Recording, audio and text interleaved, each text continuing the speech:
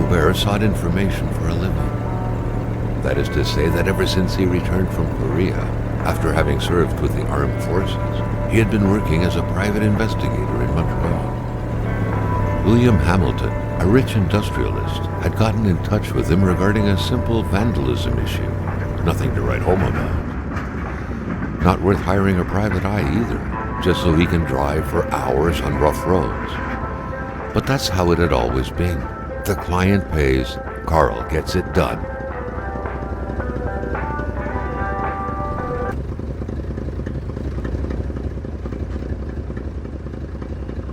Now wasn't a good time to wander about. Hamilton was still out there. They had set up to meet at the general store, his client's business. Well, actually, the entire village had William Hamilton's name written all over it.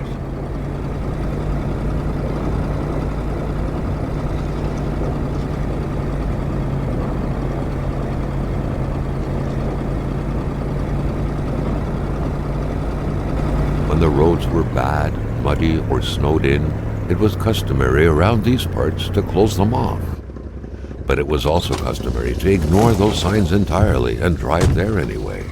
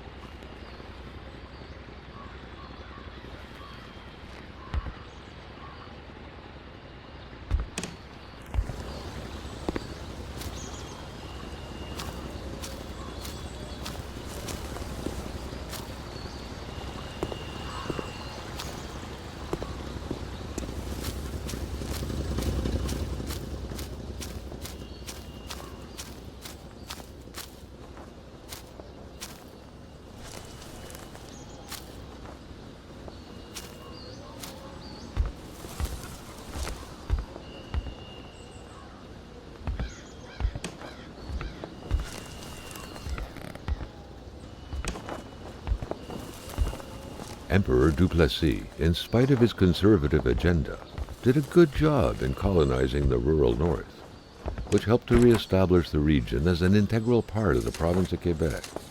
The blue fleur-de-lis could be seen fluttering in the wind here and there, taunting the red Canadian flags on the other side of the province's boundaries.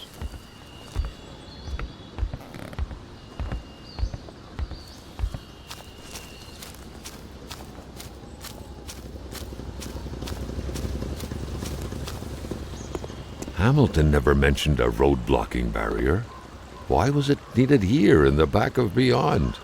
That would, however, be a mystery for another day. Carl had waited long enough for someone to come and raise it. Still not a soul in sight. There was no point in waiting any longer. Carl had to figure this one out by himself. Hamilton is waiting for Carl in the general store. It was time for him to get down to business. William Hamilton enjoyed a lavish country house built in the very heart of the northern forests, not too far from here. The local populace was divided when it came to the affluent man. Some saw a wealthy philanthropist dedicated to improving the region's economy. Others an aging Englishman who would do anything to further his fortunes. And those ones hated him enough to go on about scheming against him.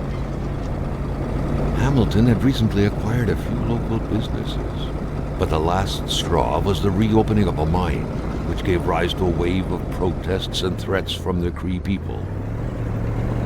Given these circumstances, Carl reckoned that a good number of people must be feeling compelled to oppose Hamilton in one way or another. So far, only the industrialist's house had been a target, but soon enough, Carl thought, the target would become the man himself.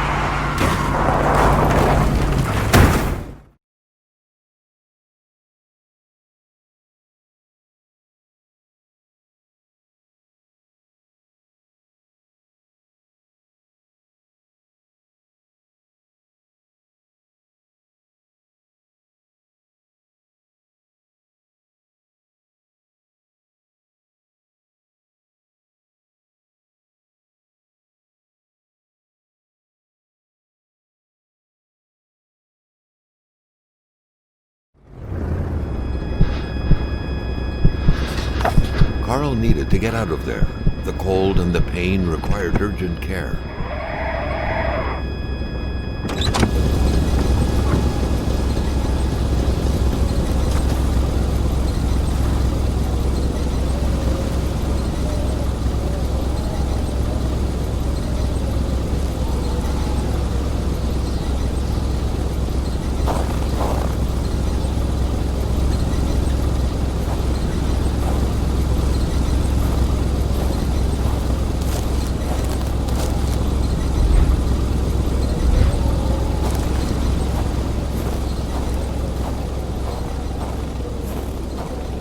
It was so cold. Already Carl did not feel his toes anymore. This deep in the country, his last hope was to find an abandoned garage or a farm by the roadside. His life depended on it.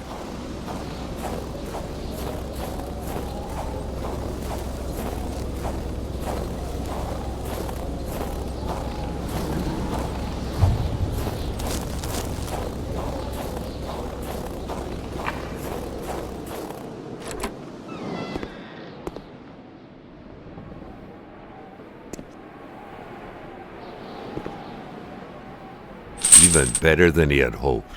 Carl Faubert had succeeded once more, and was now on his way to new adventures.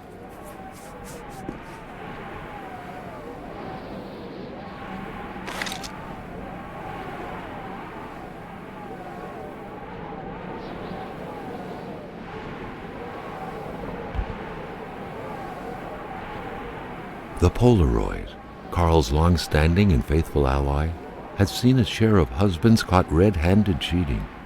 There's always something out there waiting to be snapped away.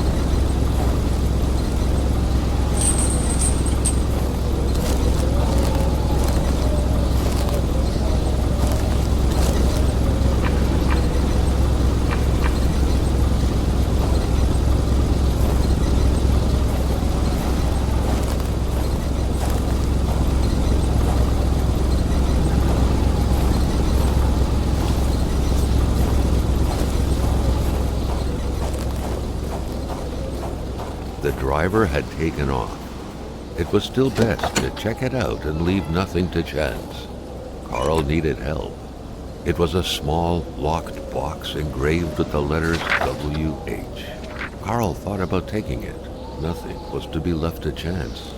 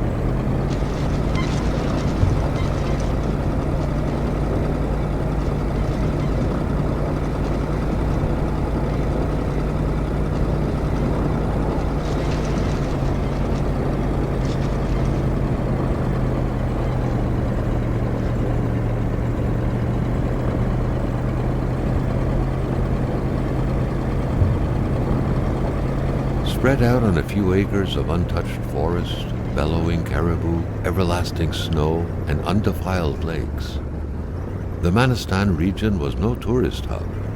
It was said to have been populated for millennia by Cree people, and ever since the industrial era, by the metal mining industry.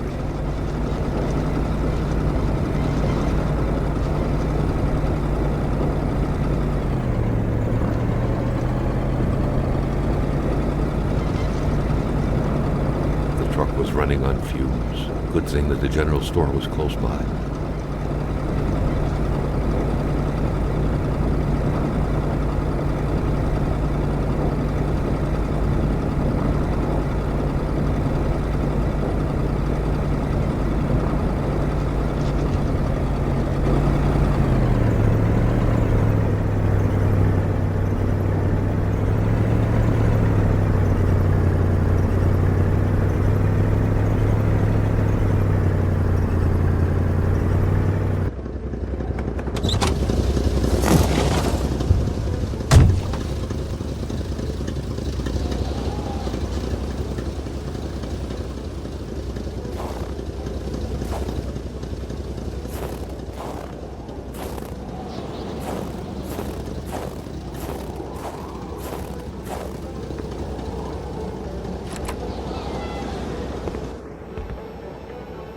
Carl had no trouble recognizing his employer.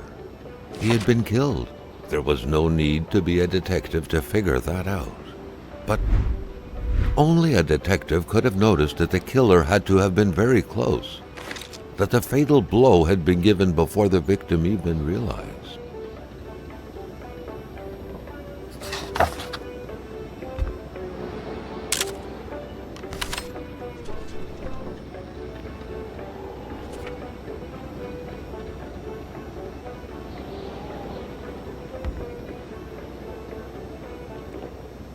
Carl felt a chill down his spine and had a terrifying realization. If Hamilton was dead, then who was going to pay him?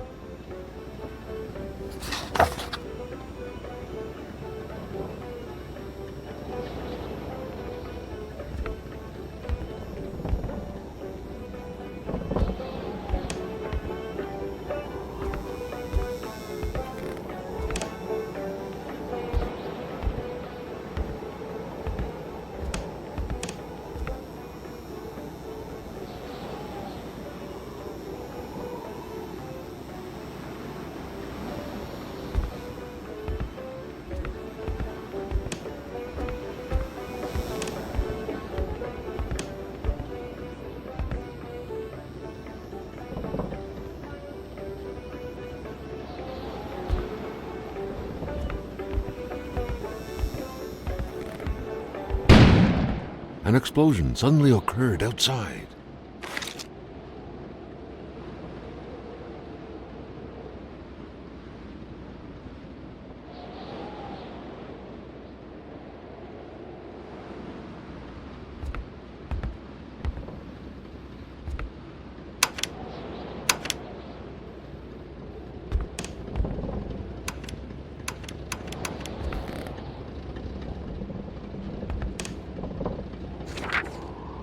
Carl knew that Gilles Lachance was in charge of the general store. That made him one of Hamilton's employees. A very angry employee, as Carl could plainly see.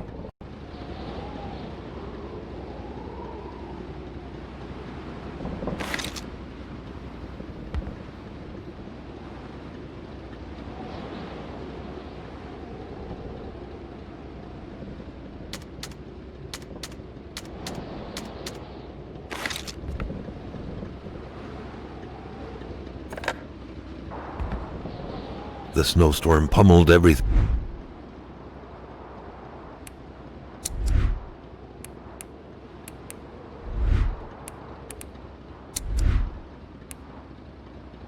In its path.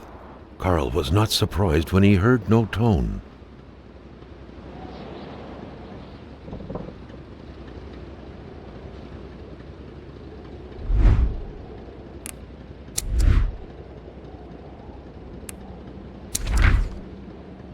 What could be inside that envelope? Carl was taken aback. He knew this address. It was said to be the address of the P.O. box for the Canadian Secret Service.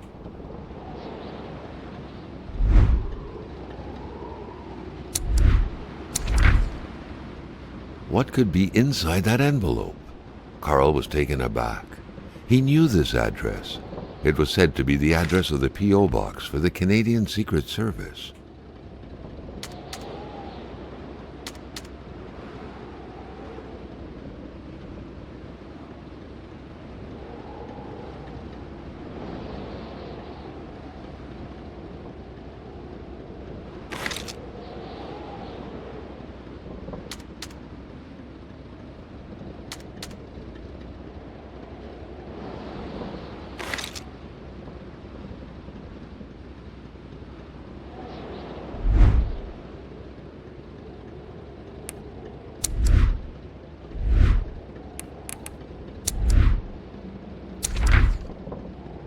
What could be inside that envelope? Carl was taken aback. He knew this address. It was said to be the address of the P.O. box for the Canadian Secret Service.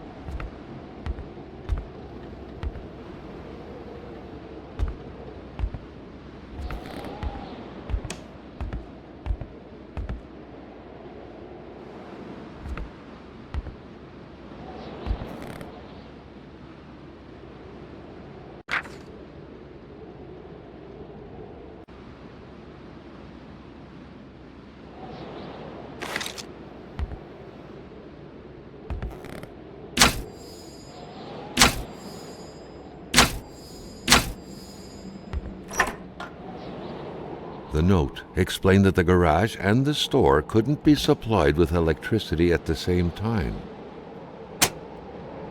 The note explained that the garage and the store couldn't be supplied with electricity at the same time.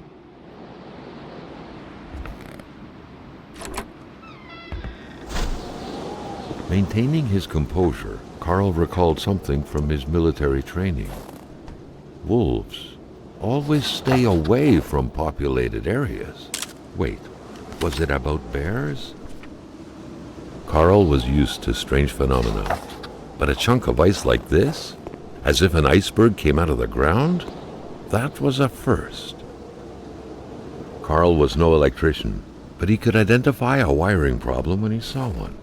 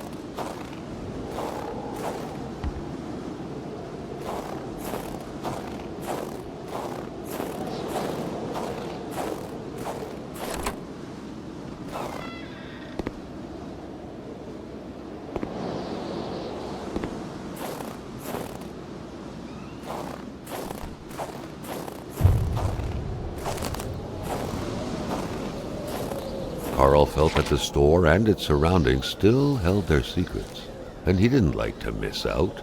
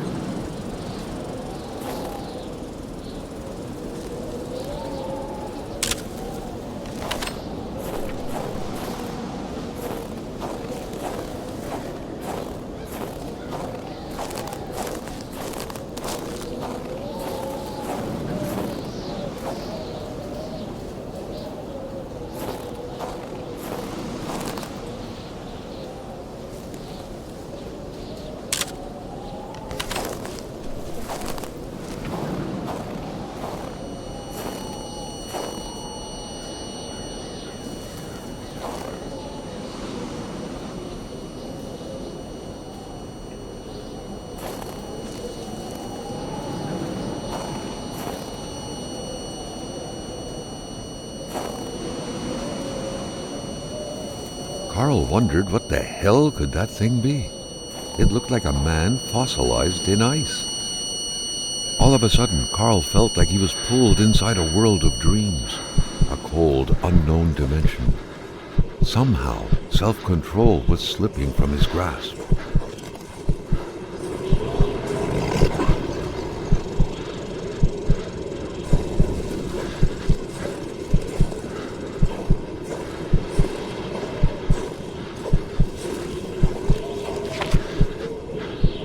To all appearances, this was a hunting log. Better yet, a war diary.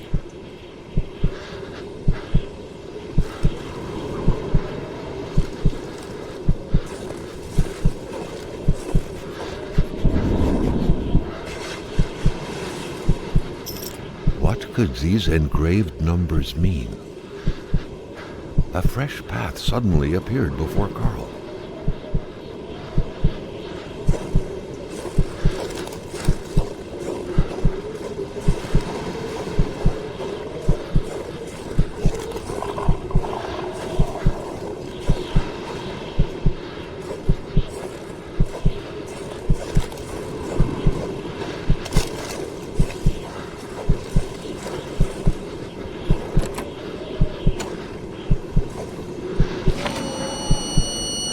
Carl had that feeling you get when you immerse your frozen hands in hot water. What happened?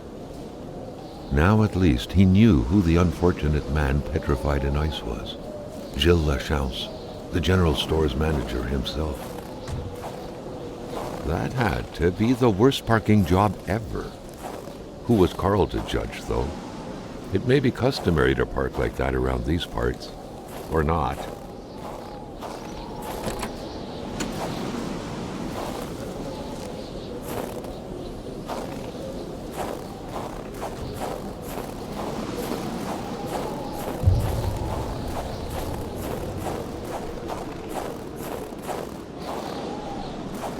The transformer had gone up in flames, snapping that wire in the process. Carl figured he would have to wait for an electrician to ride a unicorn through the wilderness to come and repair it.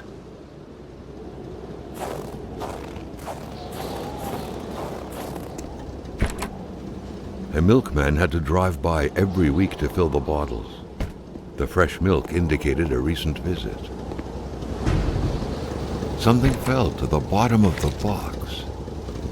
The murder weapon. What was that doing there, Carl wondered. Hamilton must have been determined to keep some information secret to post this key. Shame he got unlucky. Everything made sense now. Poor Hamilton's denunciation was interrupted, and he figured it would be best to lock everything up and send the key to his correspondent, who would receive the box later on. Clever, but not enough. That's what happens to ordinary people playing spy.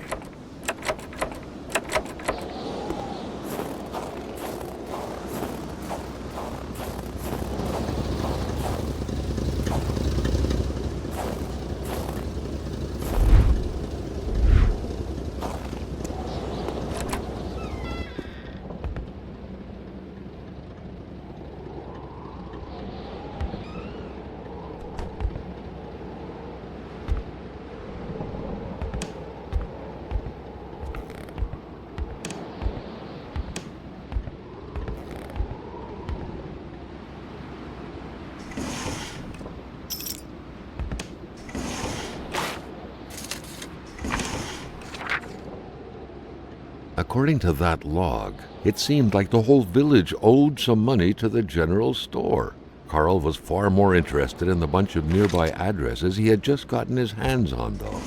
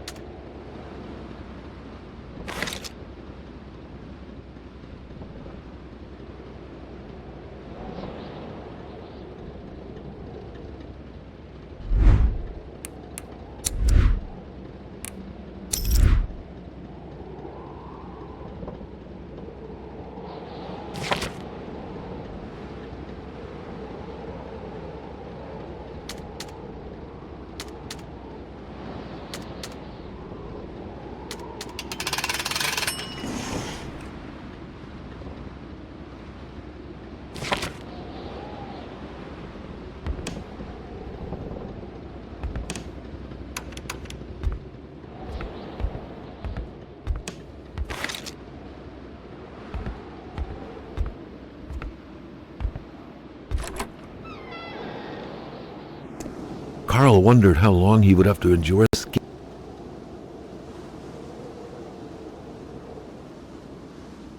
stinging cold.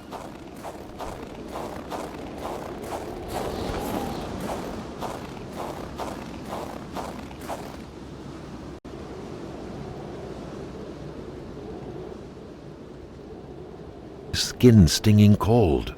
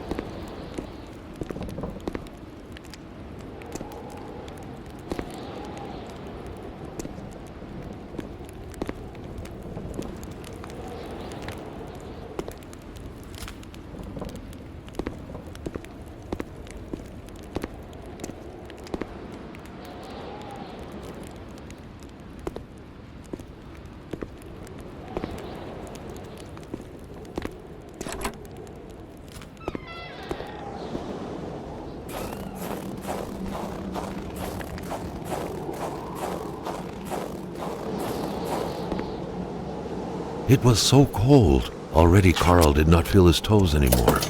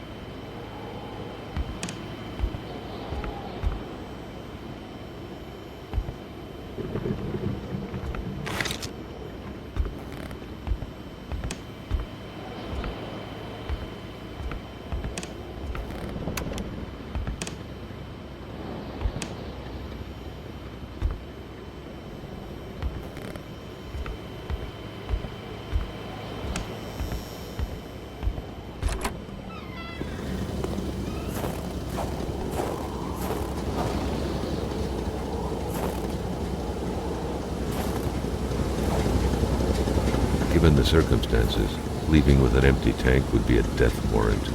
Carl had to refuel.